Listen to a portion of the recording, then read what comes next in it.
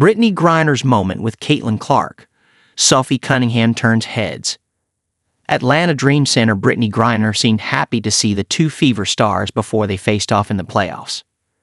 The Indiana Fever pulled off a major upset against the Atlanta Dream on Thursday night with an 87-85 win in the final seconds to eliminate Atlanta and advance to the second round of the WNBA playoffs. The Dream had their best season in franchise history and were favored to go far in the tournament, if not go all the way and win the whole thing. The Fever changed all of that.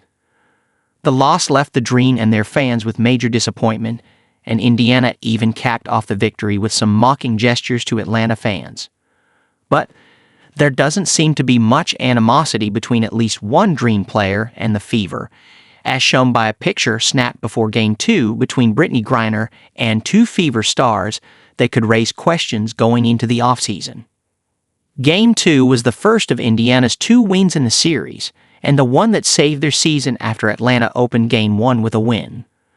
Before the game, Griner stopped by the Fever bench to chat with Caitlin Clark and Sophie Cunningham, two Indiana stars who have been kept out of the playoffs with a pair of season-ending injuries.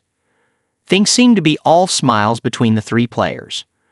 In a picture posted on X by photographer Brad Lewerk, Griner was shown laughing with the two Fever players, pointing with her thumb out at Clark, who matched the expression, while Cunningham, between them, was doubled over in laughter. On one hand, the picture could be innocent enough.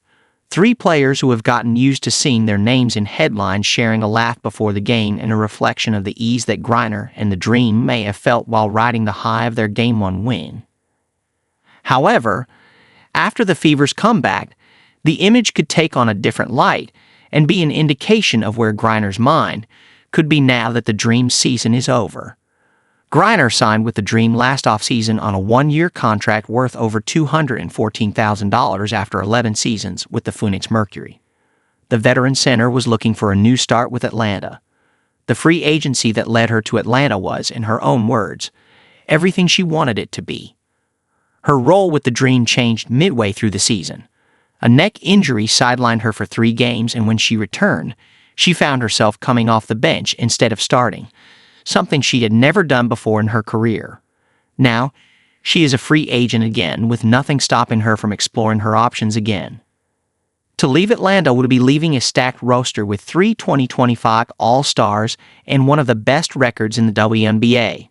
But it's possible that Griner could see her role increasingly diminish as Atlanta's younger players come into their own even more. And, as the past series just revealed, a roster as deep as the Dream still fell to the upstart Fever, even as they were left without several of their best players due to injury. Griner had spoken before about being rejuvenated and at home with Atlanta, but she could feel at home elsewhere as well, surrounded by a new roster of outstanding talent. She would be joining old friends in a hypothetical move to the Fever, too. Griner and Cunningham played 6 seasons together in Phoenix. It's all speculation for now, but the upcoming offseason could lead to some unexpected changes for Griner, just as last offseason did.